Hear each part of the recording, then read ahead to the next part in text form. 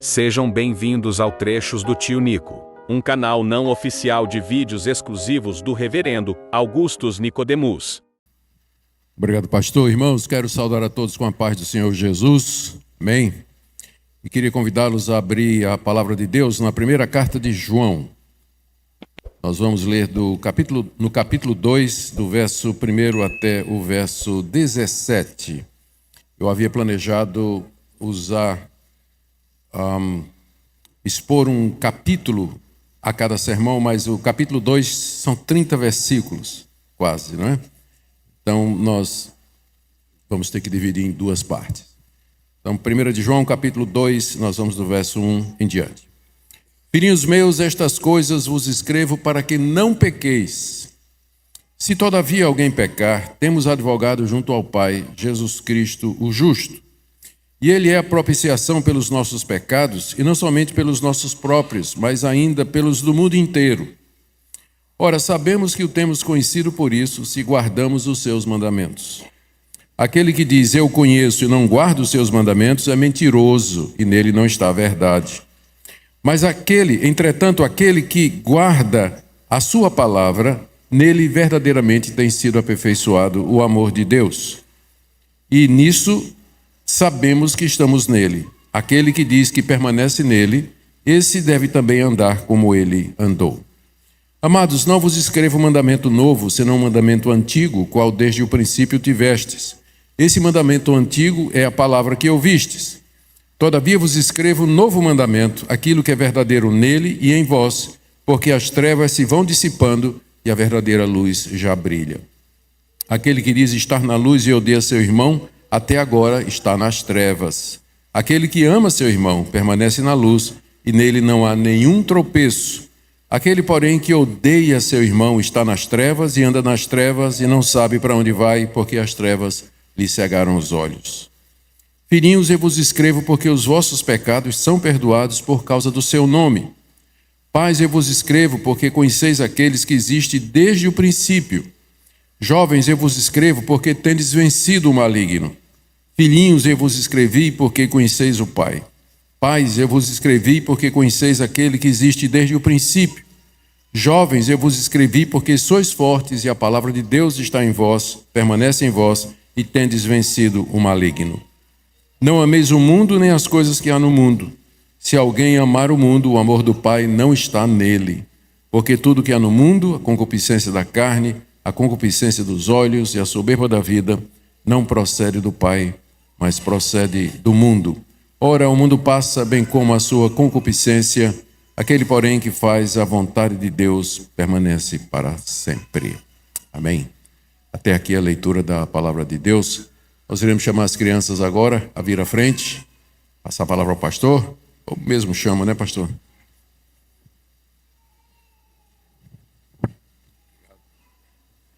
A criançada pode vir?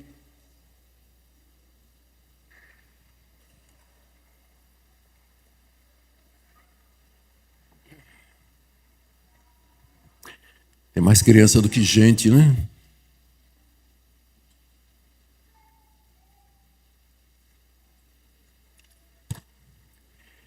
Crianças, vocês sabiam que eu já morei na África? Pois é. Eu passei 1 ano na África do Sul, que é um dos países mais bonitos do mundo. Aí um dia, um casal de amigos nossos de lá da África convidou a gente para fazer um passeio de carro, para a gente sair lá do coração da África, onde a gente estava morando, para chegar até o ponto mais extremo do continente, que é a cidade do Cabo, e depois subir pela costa do Oceano Índico, até lá em cima, e entrar de novo para o local que a gente morava, que era no coração da África. Era uma viagem muito grande, eram 5.000 quilômetros de viagem. Em milhas, isso aí eu ainda não sei, mas é muita milha, tá? É muita milha, é longe, longe mesmo. E a gente foi com eles num carro velho, e a gente estava com medo que o carro fosse dar problema. Mas naqueles 5.000 quilômetros, durante 1 mês que a gente rodou, o carro não deu problema nenhum. Furou um pneu só teve uma vez que furou o pneu. Aí quando a gente chegou lá em casa, os amigos perguntaram, a viagem foi boa? Foi tudo bem com o carro? E nós dissemos, foi tudo muito bem, teve só um pneu furado. Mas o que é um pneu furado em 5.000 quilômetros? É muito pouca coisa, não é verdade? Eu estou contando essa história para dizer para vocês que eu sei que às vezes vocês querem fazer as coisas certas.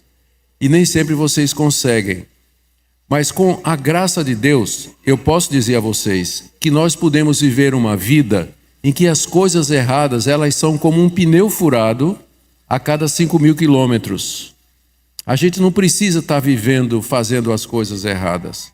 Com a graça de Deus, a gente pode passar o dia inteiro sem furar o pneu. A gente pode passar dias sem furar o pneu. Se seu pneu está furando a cada 50 metros, então alguma coisa está errada com sua vida. Mas se você é de Deus, se Cristo está com você, você vai poder fazer viagens longas onde o pecado é um acidente. A gente não devia deixar que o pecado marcasse a gente. Mas se acontecer pecado em nossa vida, ele deve ser como um pneu furado em 5.000 quilômetros.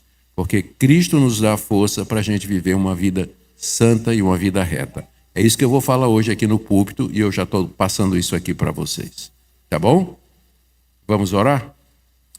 Senhor Deus, nos ajuda a viver, como a Tua palavra nos ensina, uma vida sem pecado, uma vida onde nós não somos marcados pelo erro e pelo engano. E que se o pecado acontecer na nossa vida, que seja como um pneu furado numa longa viagem, apenas um incidente isolado.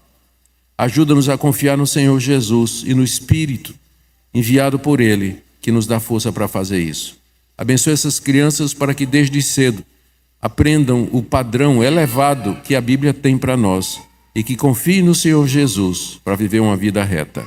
É o que nós pedimos em nome de Jesus. Amém. Vocês podem ir agora.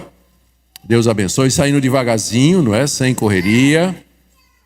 Deus abençoe o estouro de vocês.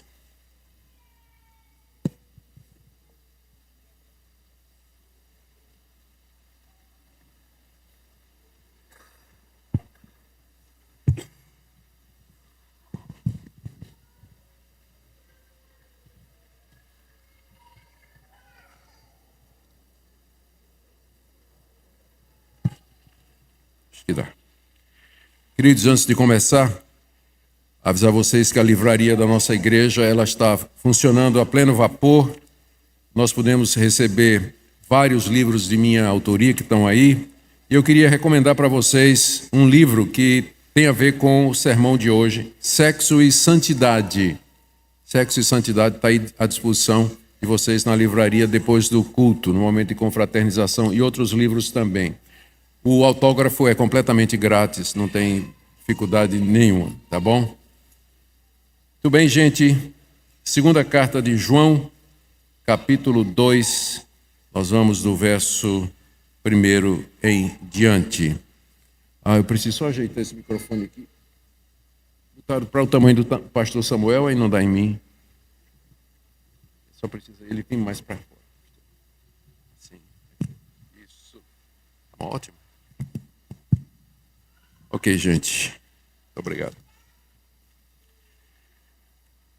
Vamos começar lembrando o que é que nós já vimos da última vez, por amor daqueles que não estiveram aqui e também para a gente manter o contexto.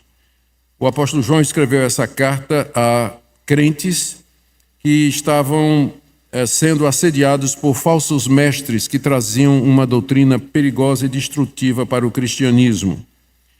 Esses mestres diziam que Cristo não tinha um corpo humano real, que Cristo era apenas uma aparência, um fantasma como um holograma, uma projeção, e que os pecados que nós cometemos, eles não têm nenhuma influência no que diz respeito à nossa salvação, porque os pecados estão relacionados com o mundo físico e para Deus só interessa o que é espiritual.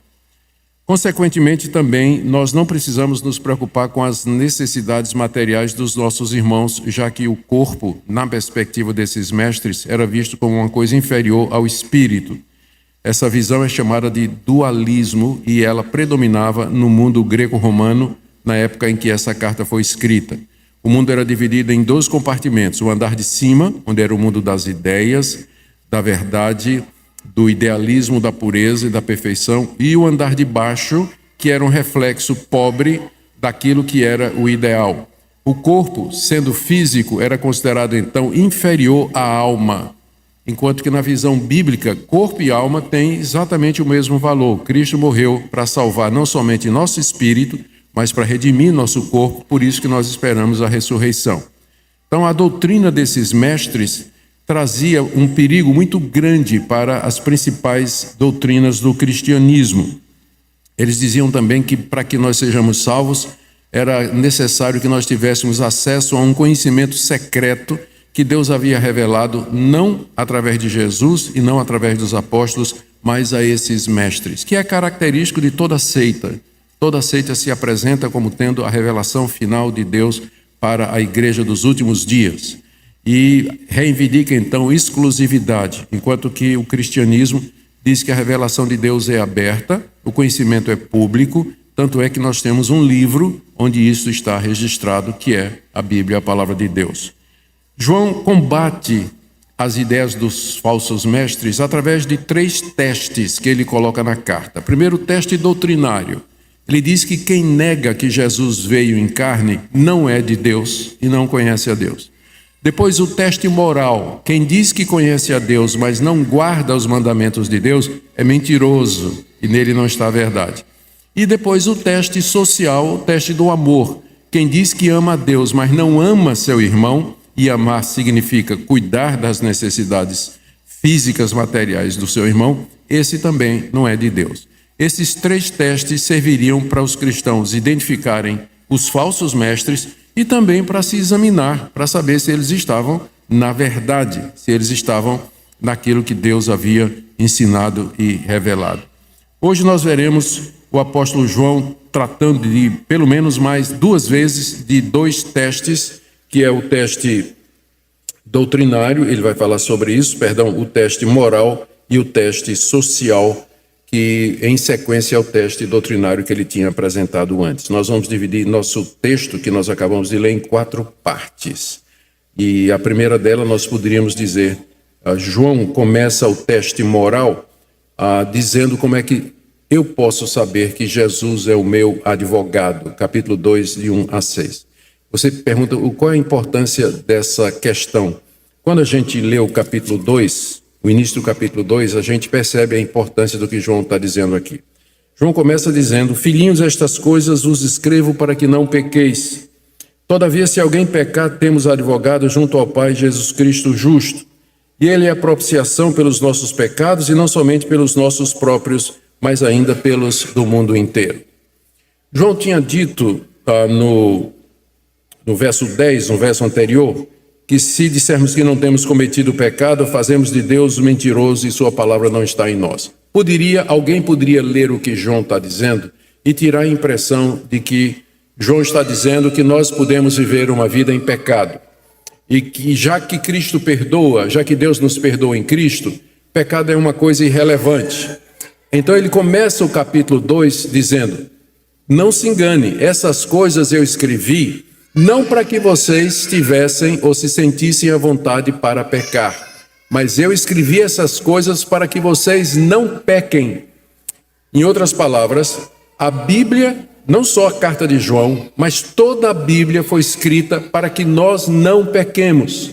Às vezes as pessoas usam o exemplo de Davi, que pecou, para dizer: olha, se Davi pecou e era amigo de Deus, eu também posso pecar. O exemplo de Moisés, que desobedeceu a Deus, ferindo a rocha quando era para falar na rocha, e outros homens de Deus cujas vidas foram maculadas pelo pecado, estão na Bíblia. Mas esses exemplos não estão lá para dar a você segurança quando você peca. Na verdade, estão lá para que vocês não pequem. A Bíblia foi escrita para nos dar orientações para que nós não pequemos. Filhinhos, estas coisas vos escrevo para que vocês não pequem. Esse é o alvo de Deus, esse é o propósito de Deus para nós, que nós vivamos uma vida onde o pecado não é necessário, onde o pecado não seja comum, normal, como a ilustração que eu usei aqui para as crianças. Se o pecado acontecer, ele deve ser um acidente. Tanto é que João diz em seguida: se todavia alguém pecar. Ele não disse quando alguém pecar. Ele está dizendo se Ou seja, é possível você viver uma vida nesse mundo em que o pecado não seja alguma coisa que aconteça todo dia. Eu sempre estranhei, e vocês também, aquelas orações onde as pessoas dizem: Senhor Deus, me perdoa a multidão dos meus pecados, perdoa porque eu peco por pensamentos, palavras e obras a cada segundo. Tem alguma coisa errada aí. Cristo não veio morrer na cruz para que eu vivesse uma vida onde o pecado acontece todo minuto, toda hora, em pensamentos, palavras e obras. Essas coisas vos escrevo para que não pequeis. Se alguém pecar, pecado é acidente na vida do crente. Deveria ser acidente na vida do crente. Se alguém pecar, João diz, nós temos quem nos defenda diante de Deus. Porque o pecado provoca a ira de Deus, uma vez que o nosso Deus ele é santo, justo e reto, e ele não pode deixar o pecado passar em branco. Então nós teríamos que ser destruídos pela ira de Deus a cada pecado que nós cometemos.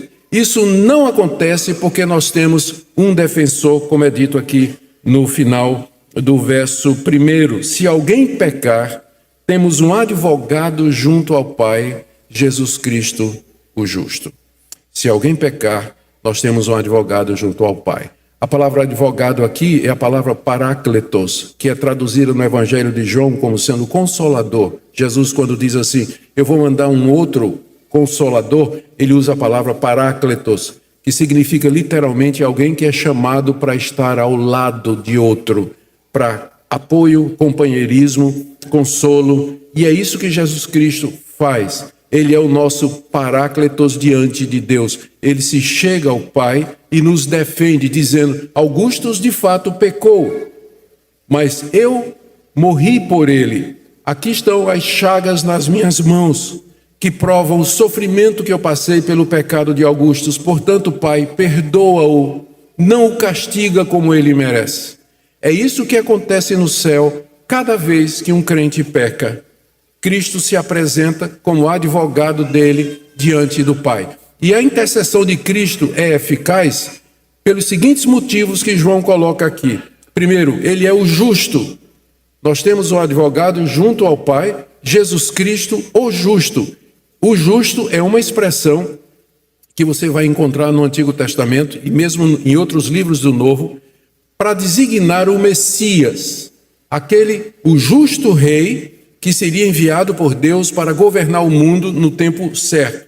Jesus Cristo é o justo, ele é o Messias, ele é aquele em que se cumpre a promessa que Deus fez a Abraão, em ti serão benditas todas as nações da terra, e no teu descendente as nações serão perdoadas, serão recebidas. Então ele é o justo, o cumprimento das promessas.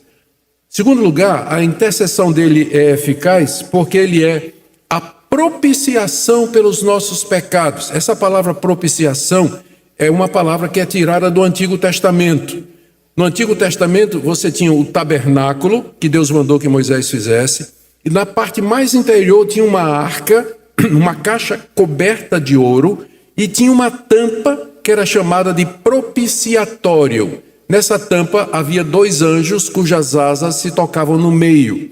E essa arca, ela guardava as tábuas da lei e era colocada na parte mais interior da tenda, onde ninguém podia entrar, a não ser o sumo sacerdote, uma vez por ano, levando sangue de cordeiro, que ele derramava sobre aquela tampa no dia da expiação, ou Yom Kippur, que acontecia uma vez por ano. Todo o povo ficava reunido fora do tabernáculo, ao redor do tabernáculo. O sumo sacerdote sacrificava o animal, entrava com sangue nas mãos e derramava aquele sangue em cima do propiciatório, daquela tampa. Essa palavra propiciatório é a mesma palavra que João está usando aqui. Ele é a propiciação pelos nossos pecados. Em vez de nós levarmos sangue de animal e derramar sobre uma arca, nós confiamos no sangue que foi derramado na cruz do Calvário há 2000 anos atrás, quando Deus ofereceu definitivamente a propiciação pelos nossos pecados no sangue do seu Filho. Cristo é aquele que, por assim dizer, tampa o pecado. Porque o que é que tem dentro da lei, dentro da arca? A a lei que nos condena, mas agora ela está coberta com o sangue de Cristo.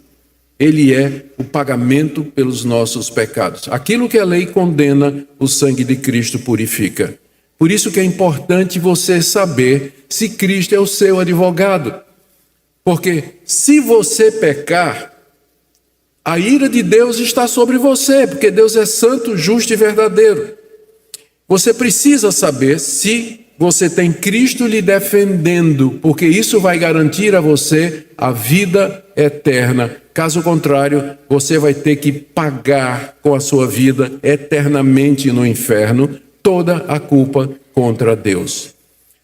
O sacrifício de Cristo, a intercessão dele é eficiente em terceiro lugar, primeiro porque ele é o justo, segundo porque é a propiciação pelos nossos pecados, por isso ele pode interceder e obter perdão de Deus em nosso favor, e terceiro porque a propiciação que ele fez é tão poderosa que se o mundo inteiro tivesse sido chamado por Deus, haveria perdão no sangue de Cristo, como ele diz aqui, que ele é a propiciação não somente pelos nossos pecados, mas pelos do mundo inteiro. Não significa que o mundo inteiro vai ser salvo, significa que há poder suficiente no sangue de Cristo para que se o mundo inteiro se arrependesse e cresce, seria perdoado. Ou como nós dizemos na teologia reformada, o sangue, a morte de Cristo, ela é suficiente para salvar o mundo, mas eficiente apenas para os que creem, apenas para aqueles que são de Deus, porque nem todos serão alcançados pelos benefícios do que Cristo fez na cruz do Calvário. E aí vem a pergunta, como é que você sabe que você é um deles?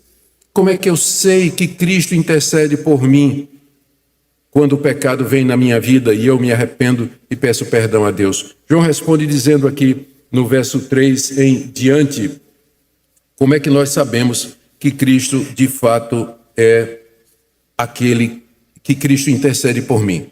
Ele traz algumas consequências do que ele acabou de ler a partir do verso 3. Veja só, a partir do verso 3. Nós sabemos que o temos conhecido por isso. Entendeu? Depois dele fazer a exposição de que se pecar, nós temos um advogado dentre nós, a pergunta é, como é que eu sei que ele intercede por mim? Resposta, nós sabemos que o temos conhecido, ou seja, que ele é o meu advogado, e que eu sou defendido por ele, se guardamos os seus mandamentos. É assim que eu sei que Cristo é o meu advogado e que ele intercede por mim lá no céu. Eu não estou vendo ele fazendo isso. Eu não estou vendo Cristo intercedendo por mim. Mas como é que eu sei aqui na terra que ele está fazendo isso por mim? Se eu guardo os mandamentos dele. Se eu ando nos caminhos de Cristo. Se eu vivo de acordo com aquilo que ele ensinou, especialmente o mandamento do amor, que foi o mandamento mais destacado pelo Senhor Jesus, de acordo com o evangelho que João escreveu. Daí, algumas consequências acontecem que João coloca como um teste, não só para a igreja, mas para conhecer também os falsos mestres. Aquele que diz, estou no verso 4, eu o conheço e não guardo os seus mandamentos, é mentiroso e nele não está a verdade. Se você diz que você conhece a Cristo e que Cristo é o seu advogado diante do Pai e que você está salvo porque Cristo morreu por você, mas você não anda nos mandamentos de Cristo, você é mentiroso e a verdade não está em você. E como consequência você vai sofrer a penalidade dos seus pecados, porque Cristo não está advogando em seu favor. Se tivesse advogando em seu favor, você estaria andando nos mandamentos dele. Mas como você não anda, aqui vem a segunda consequência. Aquele que diz que guarda a sua palavra, aquele entretanto, verso 5, que guarda a sua palavra, nele verdadeiramente tem sido aperfeiçoado o amor de Deus. Nisto nós sabemos que estamos em Cristo. Se você guarda a palavra de Cristo, João diz aqui, verdadeiramente em você tem sido aperfeiçoado o amor de Deus. O amor de Deus, Deus em seu amor, pretendeu desde a fundação do mundo, desde antes da fundação do mundo, tirar um povo de entre a humanidade perdida e caída, para ser um povo para ele, para ser um povo que o adorasse. E nisso está o amor de Deus, que mandou seu Filho como propiciação para resgatar esse povo. Se você anda nos caminhos de Cristo, se você obedece a Deus, esse plano amoroso de Deus verdadeiramente tem sido aperfeiçoado na sua vida. Ou usando as palavras de João, se guardamos os mandamentos dele, em nós o amor dele tem sido aperfeiçoado. Quer dizer, o amor de Deus alcançou o seu cumprimento, a sua plenitude, a sua finalidade. A finalidade de Deus é que nós vivamos uma vida de acordo com sua vontade. Se pecar, nós temos um advogado junto ao Pai. É nisso que está o amor de Deus.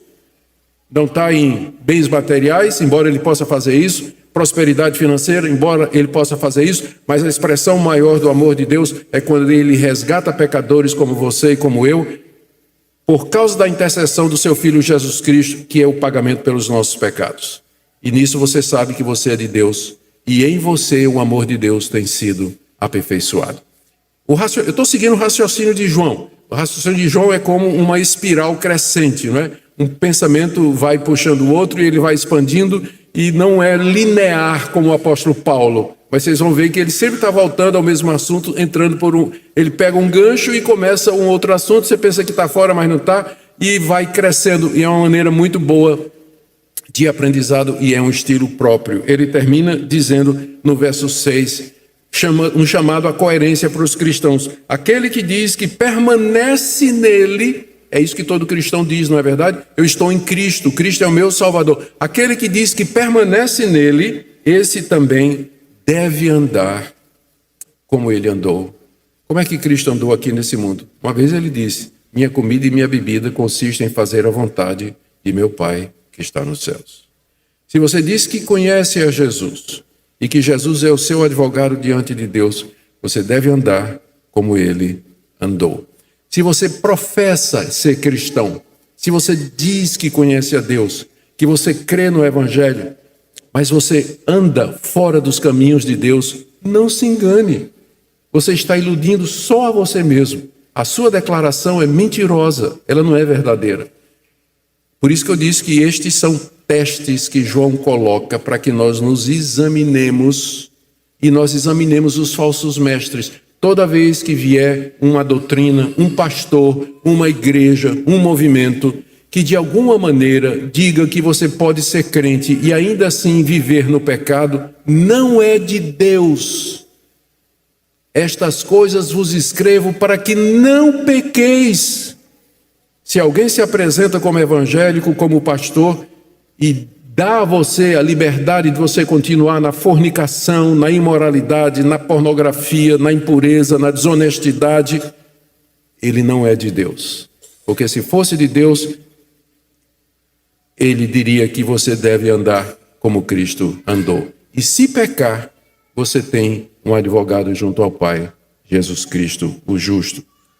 Já que João falou, agora vamos para a segunda parte. Já que João falou em mandamento de Cristo, agora ele explica que mandamento ele tem em mente, que é o mandamento do amor, que está do verso 7 até o verso 11, e aqui introduzindo pela primeira vez o teste social. Ele passa para os seus ouvintes o mandamento do amor, versos 7 e 8. Amados, não vos escrevo mandamento novo, senão um mandamento antigo, o qual desde o princípio tiveste. Veja a ligação, ele tinha dito, quem conhece a Cristo, anda no mandamento de Cristo. E que mandamento é esse? Aí ele vai explicar agora, que mandamento é esse? Eu não escrevo um mandamento novo, senão um mandamento antigo, que desde o princípio tivestes. E este mandamento antigo é a palavra que ouvistes. Todavia vos escrevo um novo mandamento, aquilo que é verdadeiro nele e em vós, porque as trevas se vão dissipando e a verdadeira luz já brilha. O mandamento aqui é o mandamento do amar, de nos amarmos uns aos outros, de amar o irmão. João diz que isso que ele está escrevendo não é uma coisa nova, não é novidade, porque eles já sabiam isso desde o princípio.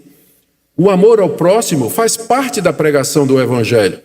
Então, quando os leitores de João ouviram o Evangelho pela primeira vez, eles também ouviram isso, que aquele que ama a Deus e que foi salvo pela graça de Deus, ele ama seu irmão também.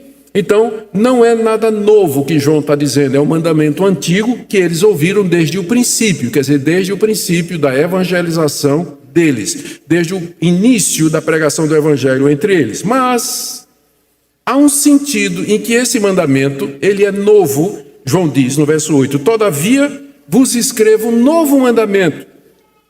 Aquilo que é verdadeiro nele em vós, porque as trevas se vão dissipando e a verdadeira luz já brilha. O mandamento do amor em Cristo, ele se torna novo, porque ganhou a sua expressão maior. Quando Cristo deu sua vida na cruz por nós, ali ele ilustrou o que é que significa amar ao próximo. Significa você amá-lo a ponto de dar a sua vida por ele. Então, em Cristo, esse mandamento ganhou uma nova dimensão. A treva passou e a luz chegou. A vinda de Cristo iluminou o nosso entendimento, iluminou esse mandamento, dando essa nova dimensão. Agora eu sei o que é que significa amar. Amar significa não dizer, eu te amo, meu irmão, mas significa você meter a mão no bolso, você passar o zele, você ir na casa do irmão, você visitar o irmão, você cuidar do seu irmão nas suas necessidades. Por que João enfatiza isso? Porque os falsos mestres estavam dizendo que as coisas do corpo, as coisas materiais são irrelevantes diante de Deus, que Deus só se preocupa com o espírito. E vocês certamente conhecem pregadores, pastores e linhas teológicas que tendem a enfatizar apenas o espírito, que é espiritual, e negligenciam o corpo, o cuidado com o corpo, a preservação do corpo, a santidade do corpo, O pessoal esquece isso. Mas Deus, quando nos criou, Ele nos criou completos. Ele primeiro fez o físico e soprou o espiritual através do sopro da sua boca. Então nós somos uma unidade, não tem como separar corpo e espírito. Cristo morreu para salvar os dois. Portanto, o corpo é importante. Se o meu irmão está passando necessidade, eu preciso cuidar dele, eu preciso ajudá-lo também materialmente, se essa a circunstância requerer. Duas implicações desse mandamento antigo e novo, que é do amar ao próximo. Primeira consequência no verso 9: aquele que diz que está na luz, ou seja, aquele que diz eu conheço a Deus, fui salvo por Cristo, conheço a verdade. Aquele que diz estar na luz e odeia seu irmão, até agora está nas trevas. Odiar o irmão aqui no contexto não é você desejar matá-lo, embora inclua isso, mas significa indiferença. Você não está nem aí. Você diz assim, eu não amo nem odeio. Odeia, porque a falta de amor, o oposto do amor aqui não é o ódio no sentido de desejar o mal de alguém, mas é simplesmente indiferença. Aquele que diz que está na luz, mas odeia seu irmão, ou seja, não é que eu não tenho raiva dele, ele nunca me fez nada de mal, mas eu simplesmente não me interessa, eu não me comovo, não me preocupo se ele está passando necessidade, está passando fome, está doente, está precisando de ajuda, eu não estou nem aí. Então, se alguém diz que ama a Deus, que conhece a Deus, que está na luz, mas tem essa atitude que João caracteriza como ódio, até agora está nas trevas. Não está na luz do Evangelho, está se enganando, Ele está em trevas. Mas, verso 10, eu disse que eram duas consequências, não é? Aquele que diz estar na luz e odeia seu irmão, até agora está nas trevas. Ele repete isso no verso 11. Aquele que odeia seu irmão está nas trevas, anda nas trevas, não sabe para onde vai, porque as trevas lhe cegaram os olhos. Trevas aqui é a ignorância a respeito de Deus. É o desconhecimento, é a falta de conhecimento verdadeiro daquele que é luz, que é Jesus Cristo. A autoilusão religiosa é muito forte, meus irmãos. Tem gente que pensa que está salvo, tem gente que pensa que é cristão. Ele não consegue fazer uma análise da vida dele, ele não consegue perceber onde ele está, exatamente porque as trevas cegaram os seus olhos. Um dos efeitos, dos piores efeitos do pecado é o que a gente chama pecado, é o efeito noutético. O pecado não somente nos abala moralmente, mas ele afeta a nossa capacidade de conhecer, de pensar, ele afeta a nossa consciência, nossa capacidade de autoanálise. Então é possível alguém pensar que é crente quando ele não é. Por isso que a Bíblia está cheia de testes objetivos e externos para saber se uma pessoa é de Deus ou não. Se você diz que ama, está na luz, mas odeia seu irmão, na verdade, até agora você está em trevas. O teste é esse. Uma das provas que você é cristão, uma das provas que você é um crente verdadeiro, é que você está disposto a se sacrificar pelos seus irmãos em Cristo. Está disposto a ajudá-los a renunciar a alguma coisa, exatamente como Cristo fez, tornando esse mandamento novo. Agora, a outra consequência no verso 10. Aquele que ama seu irmão permanece na luz, e nele não há tropeço. Isso significa que ele não serve de tropeço para outras pessoas, que é o que acontece quando alguém declaradamente cristão é completamente indiferente às necessidades dos outros, ou detesta os outros. Ele se torna um tropeço. As pessoas dizem: essa pessoa diz que é crente, essa pessoa diz que é evangélico, essa pessoa diz que conhece a Deus, mas eu só vejo ele xingando os outros, criticando, cheio de desconfiança, não ajuda ninguém, é avarento, nunca abriu o bolso, a bolsa para ajudar alguma pessoa. Então, quem diz que está na luz, mas odeia seu irmão, ele está mentindo e está em trevas. Mas quem ama a seu irmão, nele não há tropeço. A pessoa vai olhar para você e vai dizer: de fato, essa pessoa é crente. Olha o amor que ela tem. Ela ama as pessoas. Ela se dá pelas pessoas. Nesse sentido, as nossas obras falam mais alto do que as nossas palavras. Falam mais alto do que as nossas palavras. João termina o teste aqui, e é um teste pesado, não é verdade? Se a gente se submeter a isso aqui, a gente vai dizer: meu Deus, quem é que vai sobrar de crente aqui, não é?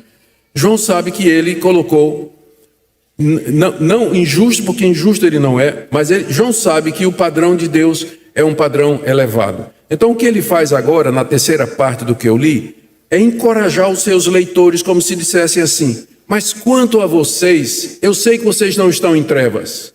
Eu estou escrevendo essas coisas por causa dos falsos mestres, mas eu estou confiante que não é o caso de vocês. Por isso ele diz: filhinhos, eu vos escrevo, porque os vossos pecados são perdoados por causa do seu nome. Pais, eu vos escrevo, porque conheceis aquele que existe desde o princípio. Jovens, eu vos escrevo, porque tendes vencido o maligno, e assim por diante. Ele encoraja os seus leitores. A primeira pergunta que a gente faz quando a gente lê esse encorajamento é: a quem ele se refere? Quem são os filhinhos, pais e jovens? A primeira tendência é pensar que são faixas etárias. Não é faixa etária, porque o que João diz aqui de cada um desses grupos é verdade a respeito de qualquer pessoa que seja crente. Então não é faixa etária. Outros acham que é amadurecimento espiritual, os filhinhos sendo o novo convertido e os pais os já mais maduros espiritualmente. Mesmo argumento, o que João diz aqui cabe em qualquer época da sua vida. A melhor explicação é que filhinhos, pais e jovens está se referindo aos crentes, a todos os crentes. E João está destacando um aspecto específico de sermos cristãos em cada uma dessas situações. Então, quando ele diz assim, filhinhos, ele está se referindo a nós como aqueles que foram feitos filhos de Deus mediante o sangue de Jesus. Quando ele se refere a nós como pais, ele está dizendo que nós vamos, como o pai faz com seu filho, transmitir esse conhecimento para as próximas gerações. Quando ele fala jovens, se refere a todos nós. Somos ousados, corajosos em nome de Jesus. Então, tudo que é dito aqui se refere aos crentes em toda, qualquer situação e em cada época da vida. Se não, vejamos, ele diz, primeiro, eu vos escrevo porque, verso 12, filhinhos, vos escrevo porque os vossos pecados são perdoados por causa do seu nome. Isso é verdade para todos os crentes de todas as épocas, toda a faixa etária e todo nível de amadurecimento espiritual. Eu estou escrevendo para vocês, diz João, porque os pecados de vocês foram perdoados. E vocês não estão mais andando em trevas a ponto de odiar seu irmão. Seus pecados foram perdoados e vocês foram feitos filhos de Deus. Aí ele continua, pais, vocês que vão transmitir esse conhecimento para as próximas gerações, eu escrevo porque vocês conhecem aquele que é desde o princípio. Isso é verdade a respeito de todo crente, jovem, adulto, idoso. Ele conhece aquele que é desde o princípio, que é Jesus Cristo. E vai transmitir esse conhecimento para outras pessoas. Jovens, estou no verso 13, eu vos escrevo porque tendes vencido o maligno. Vencemos o maligno em Cristo. Fomos libertos da condenação que Satanás procura nos trazer, do domínio de Satanás, da opressão de Satanás, e isso é verdade de todo crente verdadeiro. E nesse sentido, porque vencemos o diabo, nós somos como jovens fortes e prontos para a guerra. Preciso evitar fazer isso porque dá meme, né? Preciso parar. Dá meme. Jovens, vocês venceram o maligno. E ele continua: filhinhos, eu vos escrevi, porque conheceis o Pai, de quem vocês se tornaram filhos mediante o sangue de Jesus. Vocês conhecem a Deus. Continuando: pais, eu vos escrevi, porque vocês conhecem aquele que existe desde o princípio. Ele está repetindo: jovens, eu vos escrevo, porque sois fortes, a palavra de Deus permanece em vós, e vocês venceram o maligno. Que coisas maravilhosas.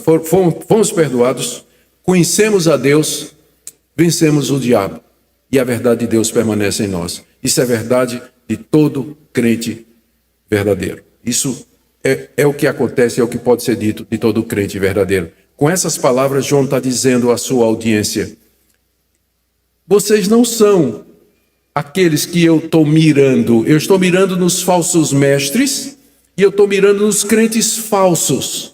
Eu sei que vocês são crentes verdadeiros. É por isso que eu escrevo e é por isso que eu escrevi para vocês, para assegurar vocês a respeito da vida eterna e do perdão de pecados. Gente, que coisa maravilhosa, não é? É assim que a Bíblia funciona, é assim que o Evangelho funciona. Por um lado, Deus vem e nos coloca numa posição em que nós só podemos dizer: Deus tenha misericórdia, eu sou um pecador, eu estou perdido, se o Senhor for me julgar agora, eu serei lançado no inferno, eu não mereço nada senão a tua ira. E a lei de Deus serve para isso. Esses testes têm como objetivo mostrar que você é de fato um pecador, para em seguida João chegar com a graça e dizer: o sangue de Jesus nos purifica de todo o pecado. Temos um advogado junto ao Pai, que é Jesus Cristo o justo. Se tão somente você crer nele, que ele veio em carne e que ele é o Filho de Deus e que morreu na cruz por nós. Esse é o Evangelho de Cristo. E João termina aqui retomando o teste moral. Retomando o teste moral, que vai do verso 15 até o verso 17. A relação, o link é fácil de estabelecer. Ele tinha dito que o mandamento de Cristo é o amor e que nós devemos amar o nosso irmão. Mas tem uma coisa que nós não devemos amar: o mundo. Nós amamos os irmãos, mas não amamos o mundo. Então a próxima sessão é ligada pelo conceito de amar, só que dessa vez negativamente. João está dizendo: o verdadeiro crente, ele ama seu irmão, mas ele não ama o mundo. Vamos ler o texto mais uma vez, verso 15: não ameis o mundo, nem as coisas que há no mundo. Se alguém amar o mundo, o amor do Pai não está nele. Tudo que há no mundo, a concupiscência da carne, concupiscência dos olhos, soberba da vida, não procede do Pai, mas procede do mundo. Ora, o mundo passa bem como a sua concupiscência, aquele, porém, que faz a vontade de Deus permanece para sempre. Primeiro mandamento dele, ele diz assim: queridos, não amem o mundo e nem as coisas que há no mundo. Mundo aqui não é a criação. João usa a palavra cosmos, mundo, em vários sentidos na sua literatura, tanto no Evangelho como nas 3 cartas e no livro de Apocalipse, que é a literatura joanina que nós temos no Novo Testamento. Mundo aqui não é o mundo criado. Às vezes a gente diz assim: como o mundo é belo, né? A gente está se referindo às árvores, às montanhas, aos rios, ao Grand Canyon, todas as belezas, né, que Deus fez. Ele não está falando disso aqui. Nós podemos amar a criação de Deus, a curtir a criação de Deus, sair de motocicleta com os amigos para passear e ver as belezas naturais. Isso nós podemos fazer, e é um reconhecimento da variedade, riqueza, poder e graça, sabedoria e criatividade do nosso Deus. Mundo também aqui não é a humanidade, porque às vezes esse termo é usado. Deus amou o mundo de tal maneira. Ali se refere à humanidade, se refere às pessoas. João não está falando aqui: não ameis o mundo, a humanidade, as pessoas. Mundo aqui se refere à maneira de viver das pessoas que andam em trevas e que não conhecem a Deus. Existe uma cultura que é formada a partir da ignorância de Deus. Sociedades inteiras, maneira de ver o mundo, cosmovisões se formam a partir de pessoas que não conhecem a Deus e que têm seus próprios deuses e seus próprios referenciais. Então, essa é a maneira de viver Mundo aqui é essa maneira de viver das pessoas que não conhecem a Deus. Seus costumes, suas práticas, a maneira como eles têm lazer, a maneira como gastam dinheiro, a maneira como eles usam sexo e assim por diante. Existe toda uma cultura feita a partir do desconhecimento de Deus. É isso que é mundo. João diz, não amem o mundo, ou seja, não vivam como os descrentes vivem. Não gostem das coisas que eles gostam.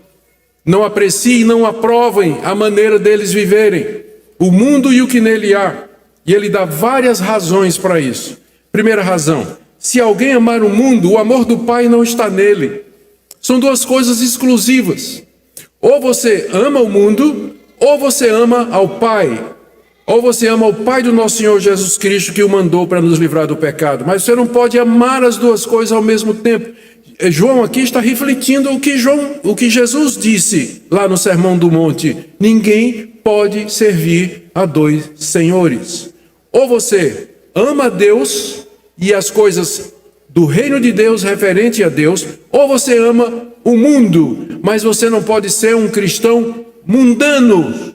Infelizmente, durante alguns anos, hoje em dia já passou mais, mas houve uma época em que prevaleceu essa ideia do crente carnal. O que seria um crente carnal? Seria uma pessoa que é crente, ela está salva, ela vai para o céu, mas porque ela vive praticando o pecado, porque ela vive no mundo, ela vai entrar no céu sem galardão nenhum. Ela até diz assim, eu não quero recompensa nenhuma de Deus, eu não quero galardão nenhum, eu quero só entrar no céu. Eu sou crente, vou para a igreja, dou meu dízimo, mas durante a semana eu estou vivendo minha vida, eu só quero entrar no céu. Bad news, não existe isso. Ou você ama a Deus, ou você ama o mundo. São amores exclusivos. Já ouviu falar de amores que excluem um ao outro? O amor, ele tem essa capacidade de, quando você ama a coisa certa, você expulsa a coisa errada. Não amem o mundo, porque se você amar o mundo, o amor de Deus não está em você. Nem significa que você não é amado de Deus. Porque se Deus lhe amasse, se Deus tivesse lhe chamado e lhe perdoado, você não amaria o mundo, ou você não tem o amor de Deus. Essa é uma das características do Evangelho de João. Ele, às vezes, coloca um termo ambíguo. A ambiguidade enriquece o sentido. Quando ele fala o amor de Deus, significa o amor que Deus tem por mim, ou o amor que eu tenho a Deus. Não é isso? Quando fala assim, o amor de Deus não está em você. O que é que isso significa? O amor de Deus não está em mim. Significa que o amor que Deus me tem não está em mim, não existe. Ou o amor que eu devo ter a Deus também não existe.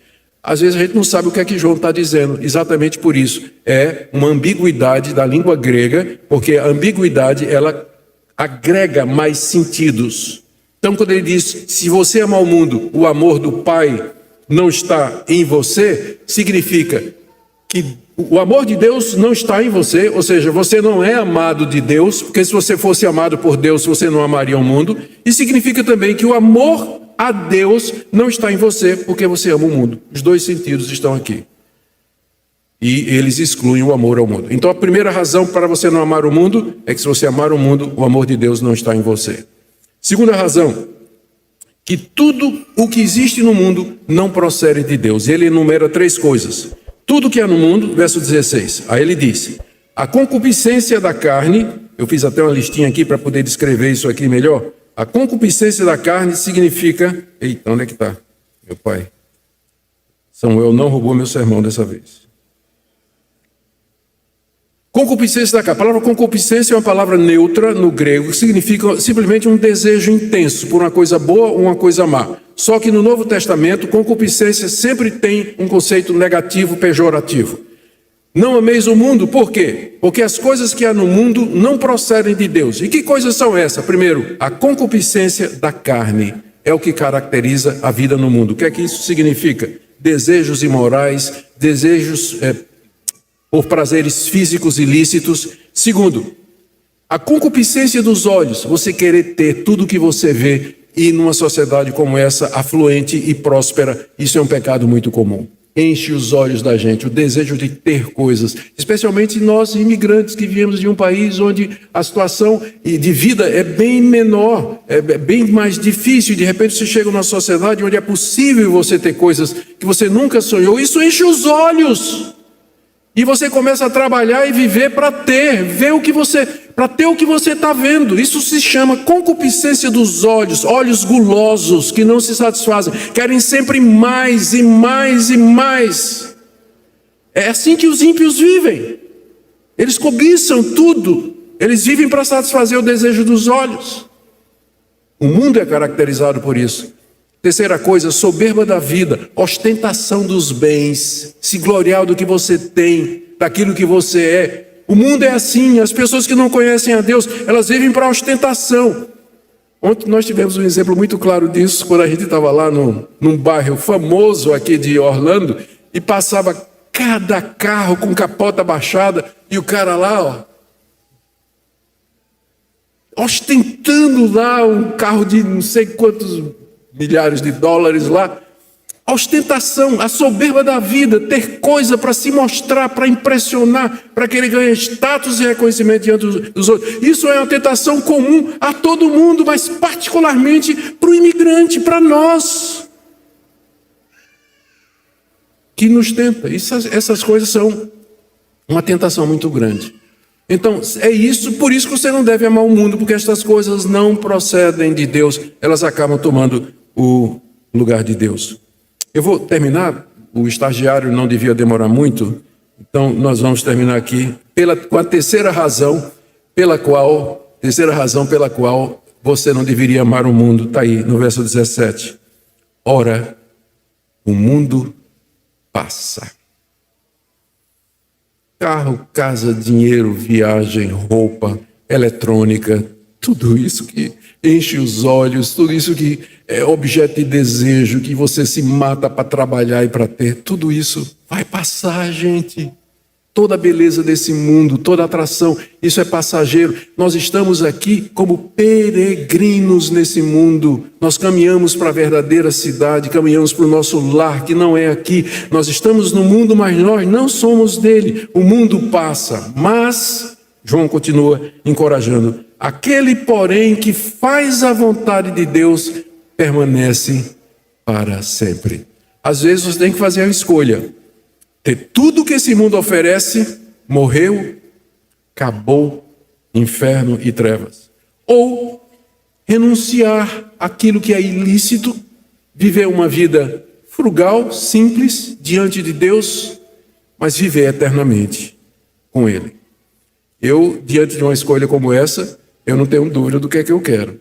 E eu peço a Deus a graça de permanecer para sempre, viver no novo céu e na nova terra, onde habita a justiça, com Cristo e todo o seu povo, para todo sempre. Essa é a escolha que João quer que os seus leitores façam e que Deus nos chama para fazer. Eu quero terminar, queridos, com algumas aplicações aqui para nós, de isso que nós tentamos dizer aqui. O que é que João queria que seus leitores aprendessem? O que é que ele queria com isso? Primeiro, que ao contrário do ensino dos falsos mestres, o pecado é sério, o pecado é importante, o pecado faz diferença e afeta nosso relacionamento com Deus, e que o alvo de Deus é que nós não vivamos uma vida em pecado.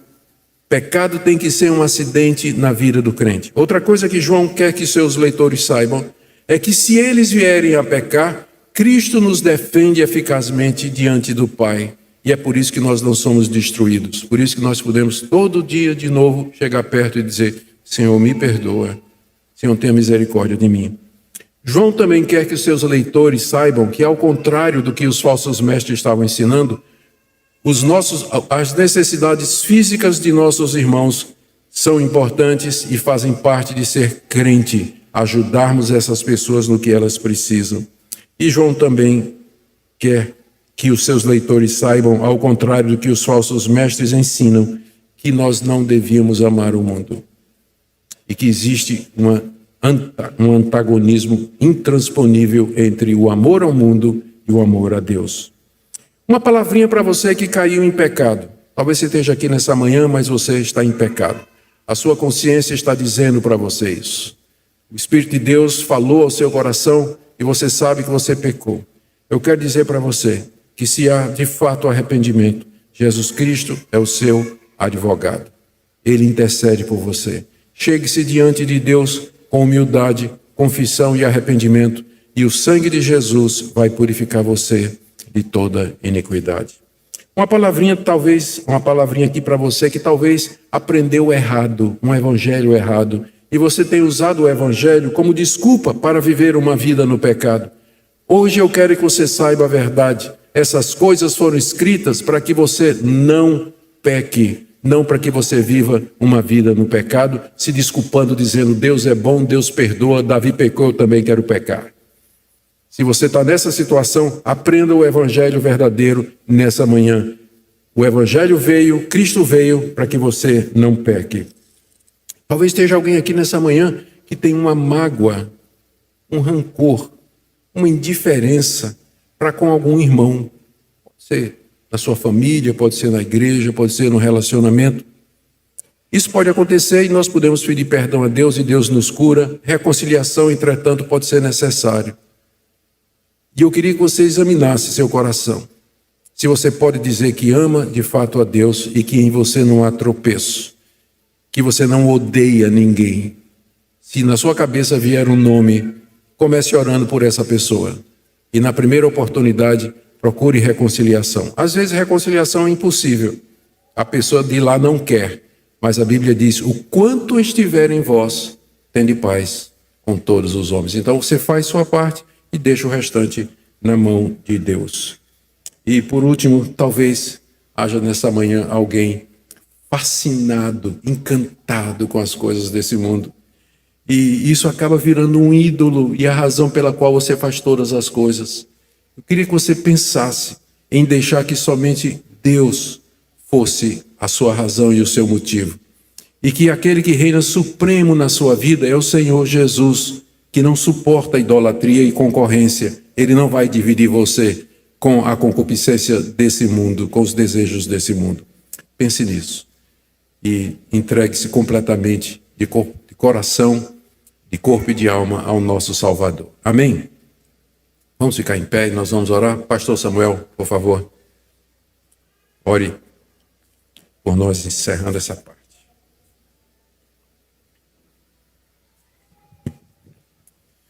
Deus amado, nós te louvamos, porque o Senhor é bom e porque a tua misericórdia de fato nos alcança. Obrigado pela tua palavra. Obrigado, Senhor Deus, porque a gente pode ouvi-la e perceber onde a gente precisa ajustar os nossos pensamentos, os nossos atos, as nossas omissões. Senhor Deus, como é bom saber que quando erramos o alvo, nós temos um advogado a quem recorrer. Esse justo advogado, que é a propiciação pelos nossos pecados, ele traz para nós novidade de vida. Tira de nós, Senhor Deus, todo amor às coisas desse mundo. Tira de nós todo o desejo que não pertença ao Senhor, que não seja o cumprimento da tua lei. Tira de nós todo ódio, todo rancor, toda amargura, que possa, a partir da tua palavra, pela atuação do Espírito Santo, Deus amado, haver reconciliação, haver retorno, haver volta, e que o evangelho extraordinário do nosso Salvador possa fazer diferença. Que nós não sejamos negligentes ouvintes da tua palavra, mas que ao ouvir a tua lei, nós possamos construir a nossa casa na rocha, que é a obediência à tua palavra. Por isso nós oramos no nome precioso de Jesus. Amém. Baixe nossos conteúdos gratuitamente. Acesse o canal pelo link na descrição.